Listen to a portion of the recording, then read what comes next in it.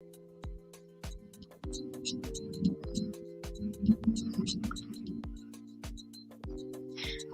folks, this is Margaret. Welcome to my channel. You're on BookTube, and what is that you're hearing? Background music, copyright free, courtesy of your friends at StreamYard. So if you didn't know, there's background music now during StreamYard that they provide for you in the brand tab. How cool is that? So I'm dinking around. There's like 8 to choose from. It's pretty fun.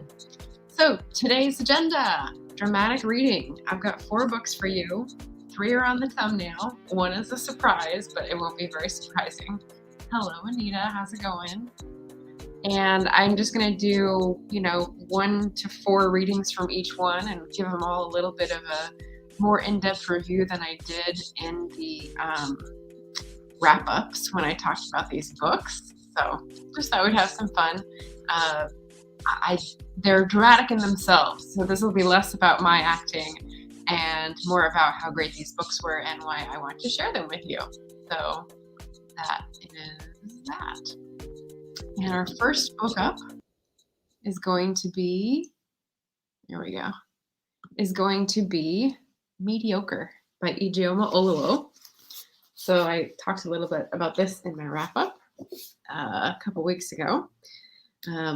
There's a zinger, and then there's like another issue that I didn't cover that I thought I'd pop over to. So at the beginning of this book is the chapter on cowboys and patriots that talks about the sort of Western frontier. You also get treated to a cuckoo clock. Western frontier mindset, manifest destiny, American individualism kind of stuff, and how toxic that is and how linked it is with the patriarchy. And she goes into the incident with the Bundys, which I think is the family in Oregon that did the standoff. Anyway, there's multiple events like that, so it could be another similar family. But it's talking about Cliven Bundy. So here's our first dramatic reading of the day. And Natalie's here. Hello, Natalie Locke. Lovely to see you. And this is my zinger for the day. Cliven Bundy had been raised in the independent American spirit, and he brought up his sons with the same insistence on being free from outside interference and from relying on the government. He also instilled in his sons the willingness to suffer and make everyone else around them suffer in order to maintain their independence. Cliven's son Ryan's first political protest was in the 3rd grade. The target of his protest was his own mother. Cliven had lost money on some cattle, and the family was having trouble making ends meet. To ease their burden, Cliven's wife Jane signed up their 5 children for subsidized school lunch. Ryan, who had been taught by his father to never accept government handouts, refused to eat. In remembering the protest, Ryan stated that it reinforced the lesson that we're supposed to earn what we have and not to take from others. Each day he sat quietly outside and refused to join his classmates at lunch. After 3 days, Ryan's mother relented and began making lunches from home again. Nothing says American like a boy making a woman struggle so that he can seem independent.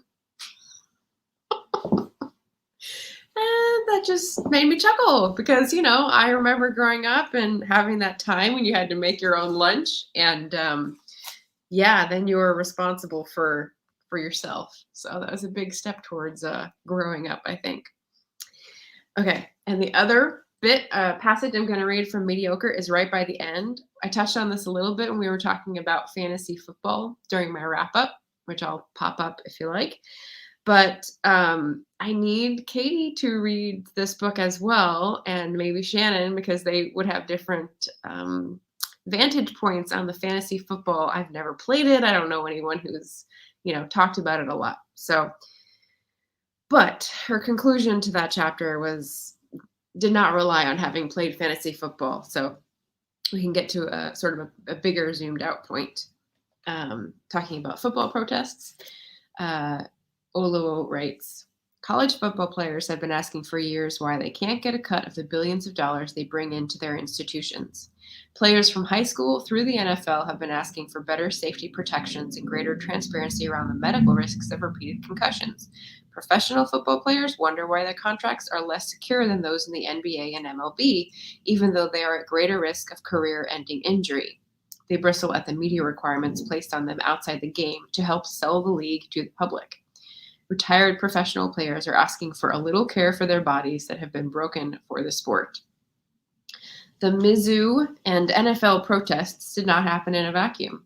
At the time of the NFL protests, there had been increased talk about the exploitation of college players, the autonomy and career security of NFL players, and the racial power dynamics in both settings. Meanwhile, the NFL was preparing for upcoming contract negotiations during a very high-profile year, the 100th anniversary of the league in 2020. American football could not afford to have a player body that realized the power it wielded over both public opinion and the NFL's earning potential. These are labor disputes. This is workers asking if they are being compensated fairly for the work they are doing and if their labor conditions are safe and healthy.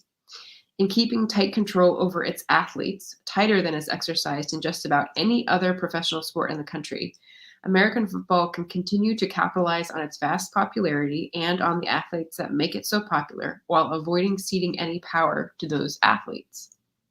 This manipulation is unsurprising when we remember that many NFL teams started as company teams as a way to pacify and control workers. Teams like the Decatur Staleys, which became the Chicago Bears, were developed to keep workers busy and happy and to foster company loyalty during times of union upheaval. And if you guys don't follow Grim Kim on Twitter, you definitely should. She's an amazing union worker and activist. According to Dave Zirin, those teams were encouraged, quote, as something for workers to do after work to keep them away from union meetings, to keep them away from political meetings, to give them a social space that doesn't involve rebellion, end quote. Today, where businesses once used football to distract white workers from their labor grievances, American football leadership now uses race to distract the public from the labor grievances of the players. So that's something that made me read about football. So that was really cool. And, there's like 10 other chapters as well dealing with like a single issue and sort of seeing it through a different prism. So really recommend Mediocre, Dangerous Legacy of White Male America by Ijeoma Oluo. Shannon's here. Hello, Shannon. And she made friends with the like button. I don't know where that phrase came from, but I love it. And Beth Ann is here. Hello. I already didn't like the NFL, and now I like it even less, right? But, people are into different things, and if they want to play a game, then that's fine. It's just it needs to be fair, right? You don't want to perpetuate more power inequalities in a freaking game. So, except I do like Super Bowl party snacks and like the halftime show, maybe sometimes, depending on how it goes. So I'm glad Beth Ann is here because the next book is going to be the one where I might shout her out. Shannon says, not much to like about the NFL. Oop, I did this. So the next book I was going to read from is Orchard, A Year in England's Eden. And again, I go over these in the wrap up, but this is like a closer look and giving you sort of a peek, that's the Scots word, into some of the reasons why I like these books so much. So this is nature writing. It's a writer and a photographer who are both naturalists, and they hang out in this very small piece of land in Herefordshire and observe and track and, record the doings of the birds and the bees in this garden and how cool it is. So, wait, what? Shannon says she made up the phrase, or at least she thinks she did. Okay, I'll give you the credit. That sounds good. I think the tight pants comment is about the NFL halftime show. I'm not sure. JD Estrada is here. Hello, JD. Right on time. It's wizard time. And Shannon says, I wanted something different than hitting or smashing the like button, so make friends with it. I like it. Anita says, you missed the football talk? Yeah, I went over Mediocre. So you can always go back and replay if you like. We talked about that book. And The doings of the birds and the bees. Well, and then JD says, penalty. No penalties. We don't play the game. We're just talking about how it's played and how the league is run. Okay, so getting back to the nature writing one. So this first one is about the writing. So if you're going to read a nature writing book, you may not expect it to be like a thriller novel, but in fact it is. And Benedict MacDonald, the one who I think did the writing for this, has done a really good job of making these things exciting. So here's an example. I watched in awe as one of those turbocharged wasps traumatized the large honeybee colony, hidden deep within the walls of the hop kiln. Its strategy was one of precision ambush, an avian leopard lying in wait. Positioning itself no more than a foot from the crack in the wall, the hornet waited, hovering deftly in midair, poised for a returning bee. The hornet seemed to know that honeybees arriving back from their forays burdened with pollen would be exhausted. It paid no attention to bees leaving from their hole in the crumbling mortar. Fresh-faced and unladen with pollen, they could readily escape its chasing jaws. But an exhausted bee returning to its nest now up to 50% heavier than before is an entirely different matter.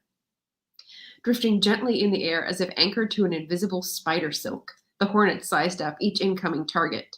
Some it let pass, but when the hornet made its choice, and there was no going back, it aligned itself for a head-on crash.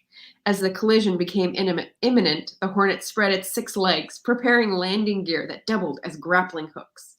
Only at the last second did the bee react to this obstruction, banking hard and away as it overrode the powerful instinct driving it back to its nest. With a cheetah's turn of speed, the hornet fired upwards in pursuit. Pitching and rolling, a predatory Cirque du Soleil played out as 2 species at the peak of their respective family trees clashed head to head. Despite an evasive backflip by the honeybee, 6 hornet legs soon enwrapped its exhausted body, drawing the chase to a swift conclusion as it was wrestled into a straitjacketed embrace. Setting a course for home, the hornet now steadied its new cargo while proceeding to slice off the wings, abdomen, and head. Whew! It's a thriller and a horror all wrapped up in half a page. So, I mean, who was expecting that in a nature book, right? It's like, I don't know, does David Attenborough narrate things like that? Like, that was quite, I don't know. It woke me up. How about that? JD, isn't it that the birds and the bees is about what happens after doing it? No. JD, enjoying Southeast Atlanta weather, though all going good. All right. And Shannon's cold in Florida, 34 degrees and a chilly wind with occasional wind. Rain, occasional rain. Anita's talking about murder hornets. Yep. JD is talking about the weather. Animal Planet meets Marvel. Totally. That's totally what it is, right? So it really draws you in. Bethany needs this book. I think I got it from Blackwell's. They're reasonably priced, but they ship from the UK because that's where this is published. Seattle reads as Seattle? Southeast Atlanta? Did I not? Seattle read as Seattle. Okay. Are you in Seattle? That would be different. Okay. Well, let me know. All right. So with that grappling hook image in my head for weeks, let's go to the next passage from this one. All right. So this is, this goes more into the horror thing. And this is the only way I'll read horror is because it's part of nature and it's natural. All right. The Enemy Within. One year I was rooting around at the orchard edge, searching for a late chiff-chaff's nest when I discovered something truly macabre. At the top of one flowering cluster of white-petaled daisies, I found no fewer than 3 hoverflies, petrified in death. Each was dusted in a soft white coating, a garden of white hairs growing from the abdomen. Each of their wings was still eerily outstretched in one never-ending flight, as if the sinister force that had taken them were still mocking them long after their demise. This silent cemetery led to the discovery of a story that is, quite literally, mind-blowing. What few people know is that the orchards and meadowlands of Britain play host to a zombie phenomenon as sinister as any of the tropical rainforest. Here in early autumn, a fungus, Entomophthora, becomes the scourge of the orchard's hoverflies. Its spores carry low in the air and are unwittingly swallowed by the flies as they search for nectar. Scientists believe that Entomophthora prefers its host to be cool, so the waning days of August, with its falling evening temperatures coupled with the orchard's abundance of late summer hoverflies, provide the perfect time for the fungus to strike. Over its incubation period within the fly, which can last between 5 and 8 days, the fungal spore will slowly take control of the hoverfly's airborne body. Once inhaled, the fungus's germ tube expands into a bladder-like alien body, which then scatters further hyphae or fungal tubes throughout the hapless hoverfly, still, at this point, flying in the air. Most of these fungi invade the fat, then the tissues of its abdomen. This process will eventually kill the hoverfly, but first, Entomophthora must decide where the hoverfly is to die. Now, Entomophthora begins to control the hoverfly's mind. The hoverflies are steered, against what free will they have left, to land on the very tops of flowering plants. This gives Entomophthora spores the greatest chance of being windborne for longer distances, after the hoverfly has died. Before its demise, the hoverfly is made to perform one final act. It is forced to spread its wings and clamp its furrowed feet to the flower. Locked here in a dying embrace, the hoverfly appears for one final time to hover, a sinister nod to its former living self. Then the fungus explodes from its body, leaving the hoverfly a white garden of fungal tubes. The spores of Entomophthora now carry on the wind. Soon they will drift down the throats of the hoverflies around, oblivious that they too will soon become the next generation of orchard zombies. Like, what? So that is why this is so entertaining. So, if you see me chilling over here, entertained by nature writing, like giggling, that is why, because he's so entertaining. Seattle lake weather. Oh, I get it. Okay. Thank you, JD, for clarifying. If I were, you would have heard about it. Got it. Okay. I was going to say, you're in my neighborhood, even though I'm in California right now. Braid game is on point. Thank you. I sort of got dressed up and did the new setup because I thought I was going to be pre-taping something, but that has been moved. So we get a new setup for no reason except it's Friday. Friday. Thank you. Mind. Nice delivery. Chewy description. Sounds like a horror movie, i.e. The Blob. Yeah. Jim is here saying, how am I supposed to sleep now? Oh my gosh. Chest buster fungus. Seriously. The fungus is coming for you. Yeah. Right? So this is like really fascinating stuff. This is not what I read in high school. This is not, the writing is nothing like the textbooks I had to read in college for science classes. So it's just so cool. So if I can spread more of this, I'll do one more passage from Orchard by Benedict MacDonald and Nicholas Gates. Here we go.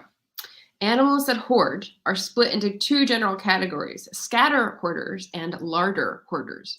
We as humans are larder hoarders. Unless possessed of unusual social traits, we rarely scatter food at dozens of locations around our houses and gardens. Although if you do, drop me a comment. Jays, however, take the opposite approach. While small larders have on occasion been studied, each of individual jay, capable of storing 5,000 acres in the course of a winter, so will generally cache these in a baffling range of different sites. With around 10 jays, parents and young on the wing by October, 10 jays in his little garden patch that he's studying. This means that around 50,000 acorns will be stashed in and around the orchard each autumn. Some will be wedged securely in cracks in the bark, others buried in the ground. Jays may have to dig through a foot of snow to get these out. It has previously been held that jays, being mere birds, forget about a lot of the acorns that they stash while dropping others by accident. These, of course, are the acorns that can grow over time into oaks. But what if this, too, wasn't an accident? What if jays didn't forget? Scientists curious about those forgotten acorns have returned to watch what happens the following springs. Jays, they found, return to many newly planted oak saplings within their territories.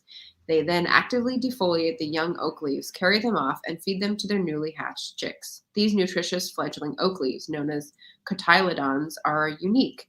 Jays do not take the young leaves of other species, nor can their chicks digest the leaves of a mature oak. This fresh salad for the infants is harvested from the very trees grown from acorns cached the previous autumn and winter. In other words, rather than forgetting stashed acorns by accident, there is strong evidence to show that these avian geniuses leave them by design. Right? Okay, so that is just really cool. So if you've, what's it called? When you observe something from the air, if you haven't read but have absorbed, like I have, the thinking about trees and fungal networks and mycorrhizal networks and all that kind of stuff that's like blowing people's minds in the last decade, about trees, like think about birds. Birds have the same kind of thing. Like, isn't that so cool? So, yeah, blue jays as gardeners. I thought that was really neat. So anyway, thriller, horror, and a return to the Shire all in one book. So definitely recommend. So yeah, so there's my second book. And this is the middle. I have two more. So I'm going to say like, subscribe, comment, and share. So I don't forget.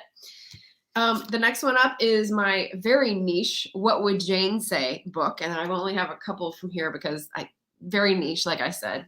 This one is about city planning in 1910 in Chicago. And so basically she sets up, Janice Metzger, the author, set up the background, the context to 1909's early city plan for Chicago by Daniel Burnham, who is this famous architect from the 1893 World's Fair, and looked at what Jane Addams might have had to say about it and did research with her circle, her coterie of activists, and what they might have done if they'd had put their oar in, shall we say.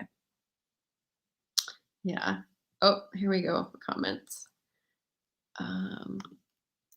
Side note, the dab after the read has a bit of a James Brown feel to it for the performance. I think I went like this. I think a dab would be like that, right? So I wasn't dabbing. I don't think. Yeah, curious book. Nice. Very curious. So there you go. But the mystery of the plan of Chicago. So what's interesting, and I think what started Janice Metzger wanting to write a book about this, and which is kind of a weird format, is like imagining what Jane Addams and her friends would have talked about, and making fictional conversations about city planners, which, I mean, why don't we have more of, is covered in this paragraph. So I'll just read this one.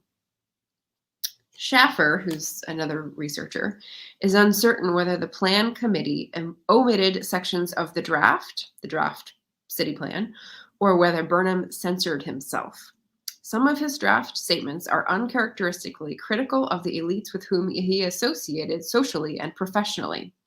Among the list of intolerable evils presented in the preliminary outline of the draft plan were the herding of people, herding as in shepherding, herding of people by nationalities, the increase of wealth among the few, and enormous power ill used, the tendency to separate classes, and the rapid increase in fortunes without social responsibility. Recommendations that could have reduced the autonomy or profitability of business interests included supervision of public utilities by government to make them a safe investment, omitted from the final plan, and smoke pollution, which was mentioned but not elaborated on in the final plan. In a direct critique of abuse of civil authority, Burnham's draft included a section about designing police stations to be open and visible to temper the instinct to use unnecessary force. Quote, to sum up, the stations should be arranged so that the policeman can do nothing to any prisoner while hidden from view, end quote. In the final plan of Chicago, his only station reference is to one of many buildings in the suburban civic center, Schaffer reminds us. So basically, this is telling us that In a draft version of the big city plan, Burnham had all these interesting things to say that were more inclusive. And then in the final plan, the one they went forward and created the Chicago we know today that has a whole list of issues, a lot of that stuff got erased. So what she's wondering is, did Burnham censor himself for some reason, or did the committee that had to review it pick some of those things out? And that would be interesting for some historical fiction. So Janice Metzger dives into historical fiction. And here's another passage that talks a little bit about transportation, one of the issues that Chicago is still grappling with. Margaret Dreyer Robbins nodded sympathetically and had more to add. I have to take exception to Mr. Burnham's ideas about who should pay for municipal improvements. He says, quote, on residential streets, the city should not be burdened unnecessarily with the cost of street construction and maintenance, end quote. It is the very people who live on those residential streets who are paying for the business-backed investments he proposes.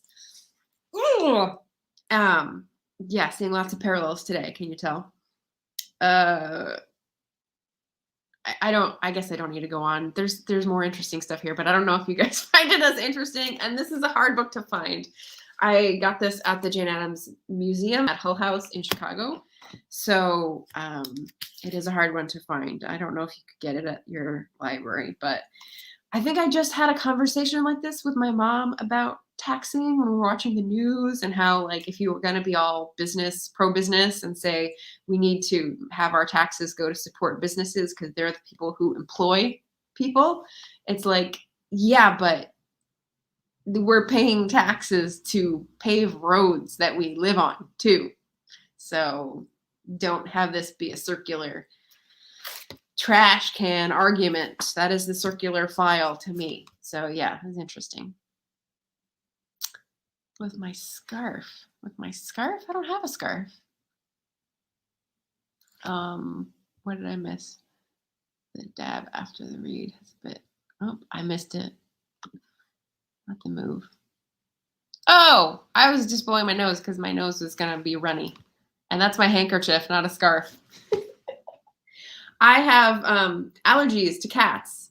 So I keep a handkerchief with me now because I get a runny nose like mostly every morning because of the cat. So yeah, there you go. Mysteries of Margaret's life. Yeah. Wow. I didn't know I was going to be creating so much behind the scenes madness. Leo Bancroft is here. Late to the party, but happy Friday. Welcome. Yes, and I have a cat. Well, I didn't discover I was allergic until after I'd had the cat for 4 years. So what you gonna do? Okay, last passage from What Would Jane Say is, oh yes, talking about the schools in Chicago. So I need to start this sentence from before. Alice Putnam, a kindergarten teacher, spoke up. Miss Adams anticipated that you would want a thorough overview of the historical record. She asked me to prepare an overview of the first 50 years of the school system. I fear she asked me to do this because I am one of the few in this room who is old enough to have been around for part of those 50 years. It is quite plain to see that many of the problems with which the schools struggle today had their antecedents in the earliest chapters of Chicago's history. In fact, one of the schools just north of here, Carpenter School, is named for druggist Philo Carpenter, who protested an 1833 plan to sell school land quickly and cheaply, rather than hold it in trust for the benefit of the children. Even in Chicago's first year as an incorporated town, graft won out over prudence. The Board of Education originally held 11 square miles of land, donated by the federal government, for schools. This was about 6% of the total within the town limits, but most of it was quickly sold off to businesses and investors. Within a very short time, that land escalated in value. A school lot at State and Madison that sold for $20 in 1833 was worth $17,500 in 1851 and $40,000 in 1855. Chicago's charter as a city in 1837 requires semi-annual accounting of school funds and a board of 7 inspectors. The charter also authorized trustees to levy taxes on property at a rate of 0.5%. Unfortunately, there was no penalty for non-payment, so almost no one paid the taxes. It is not hard to understand how businesses today feel entitled to grossly underpay their tax assessments when their forebears were not compelled to pay any taxes. So, once again, we have the timeless story of the federal government donating benefits for schools for something of the common good, and then that being sold off to investors who make money on speculation. And then the school children are left begging like poor little Oliver. So that was interesting to know. I mean, I think I might have known all those pieces, but not put it together like that. And so that's where the visualization of those meetings and those discussions is actually pretty valuable. It takes a little bit to get rolling, but then the fiction part of what would Jane say is actually pretty fascinating. Once you get over the little school marmish stuff of like, I hesitate to say, and like all that kind of language. So yeah, so good book, valuable information, good research read. But very niche. I mean, unless you're in Chicago and you're interested in history, because that's pretty fun.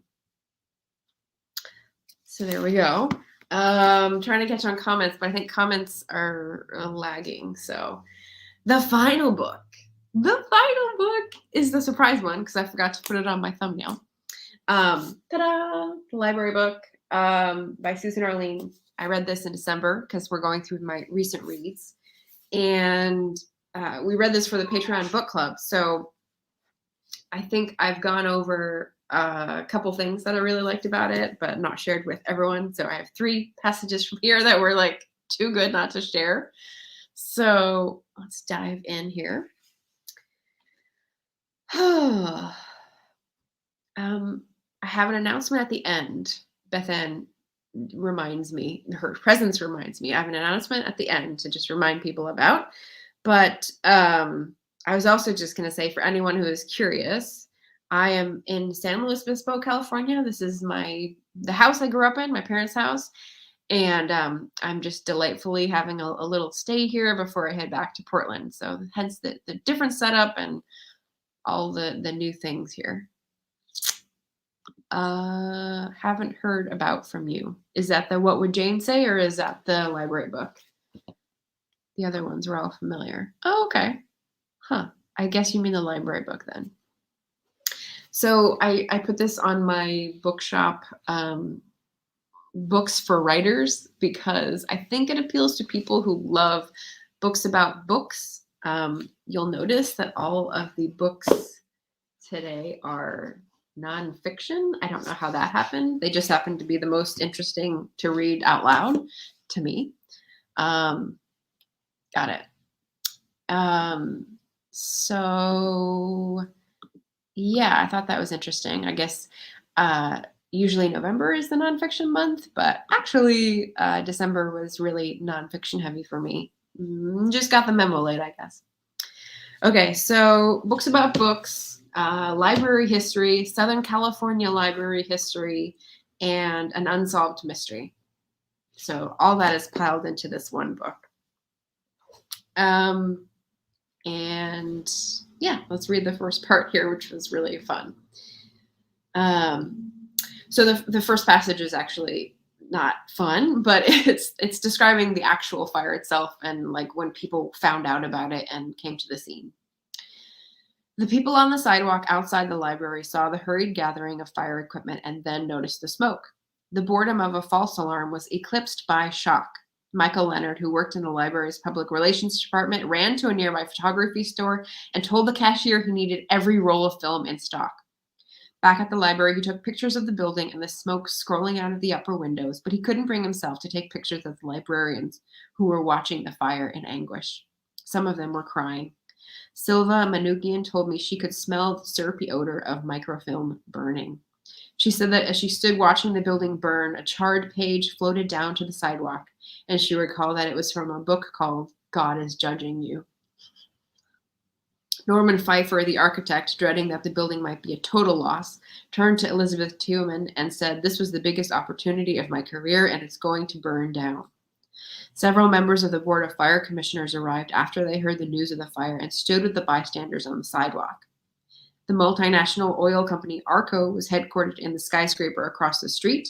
When employees saw the commotion, many came downstairs to see if they could help. Lodrick Cook, the head of Arco, was a supporter of the effort to save and renovate the old building. As soon as he saw the street jammed with fire trucks, he ordered coffee and food from the Bonaventure Hotel for the firefighters and anyone standing by. Wyman Jones was not at Central Library that morning. Jones was in charge of all 73 libraries in the city as well as Central Library. His title was City Librarian of Los Angeles, and his office was on the 4th floor of the Goodhue building. That's the library. That morning, he was at the Hollywood Branch Library speaking at the launch of a new literacy program.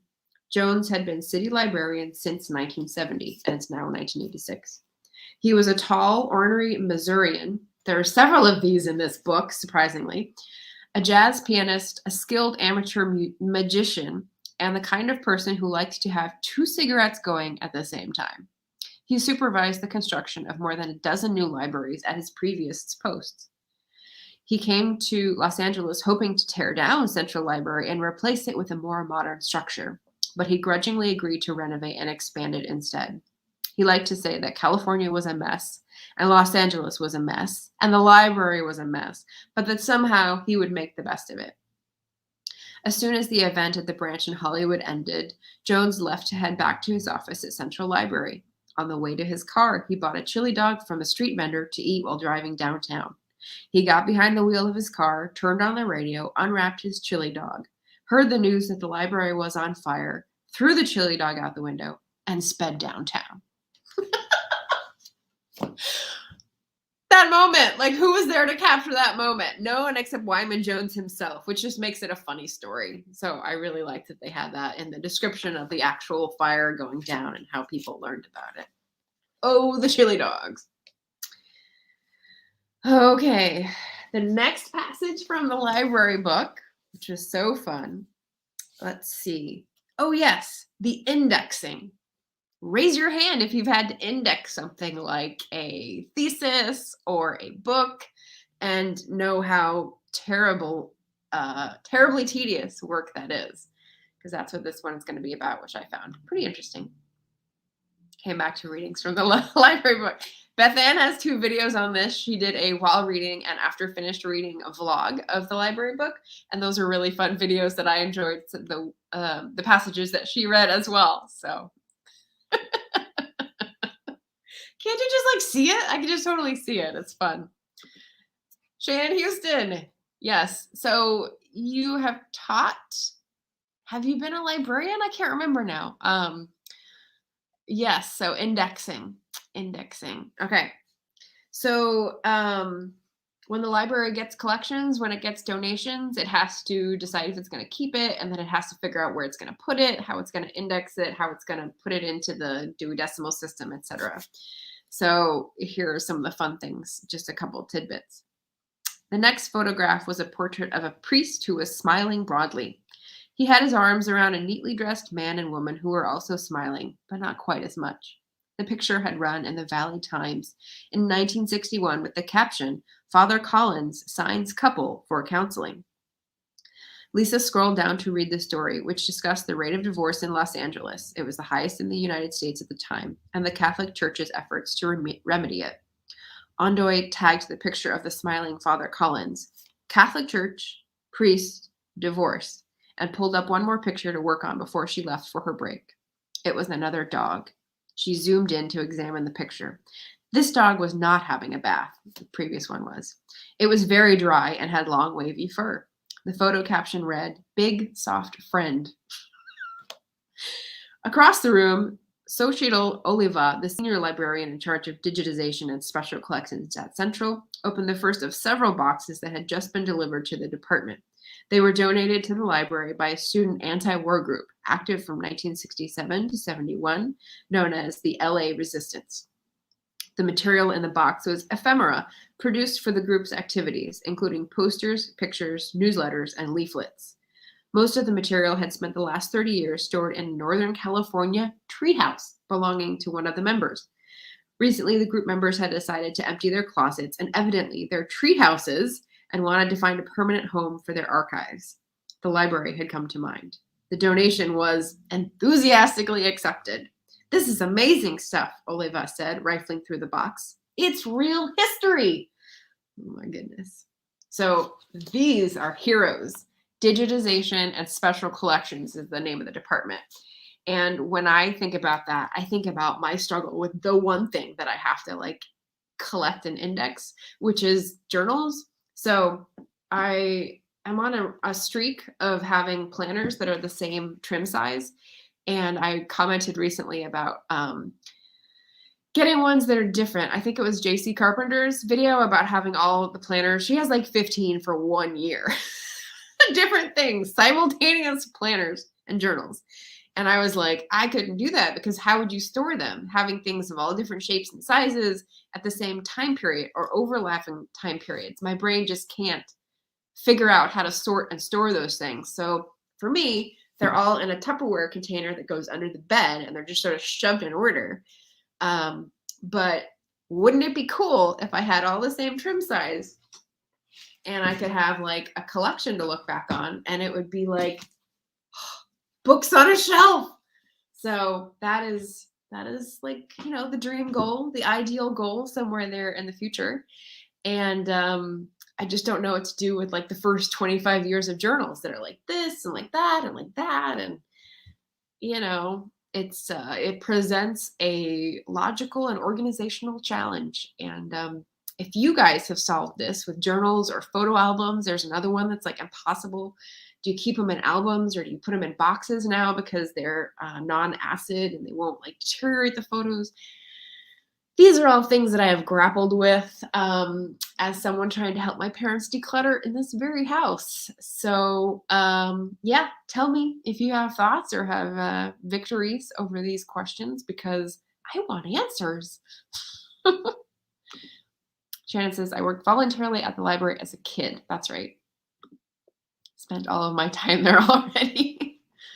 Yeah. The indexing thing, like it's such a old school kind of skill, I think. And I would love to have that taught to me. Like I've puzzled at it, but I haven't come to conclusions on my own. So I think I'm at the time where I need to call a friend for help. So anyway, there we go. Our 4 nonfiction books for this dramatic reading of recent reads. I meant to put the thing up, and I guess I didn't. If you have questions, put them in the comments.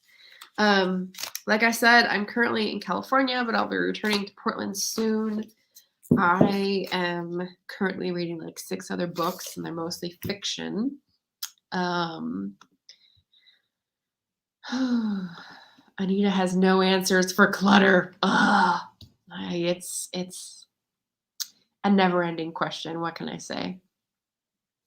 I'm also waiting to go downtown. Like I mentioned, I was going to have an interview earlier, and that was delayed or postponed. So I had 2 hours, and I was like, what am I going to do for 2 hours? I watched some YouTube videos, but I also looked up coffee shops in San Luis Obispo. So I think that's where I'm going to go next and take a little walk, find some baked pastry goodness in downtown, and come back to do some more weeding because that's the project. Is an hour of weeding a day keeps the cold chills away because this house is so cold.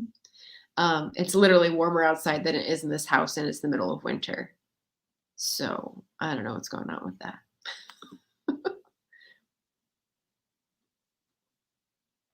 But I'm glad we saved the mystery of the handkerchief. It's actually a dish towel, but I'm using it as a handkerchief before I toss it in the wash. So fancy over here.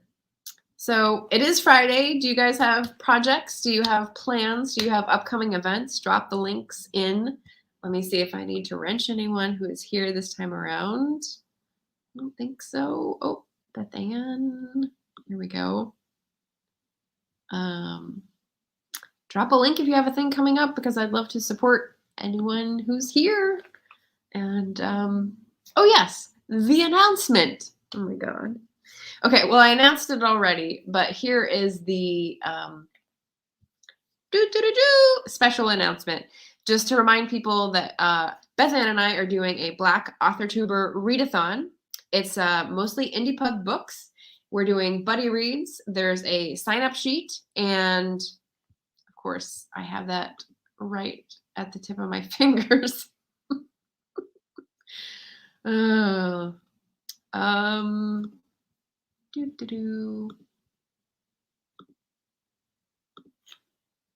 Oy, that is super long. That is not gonna fly.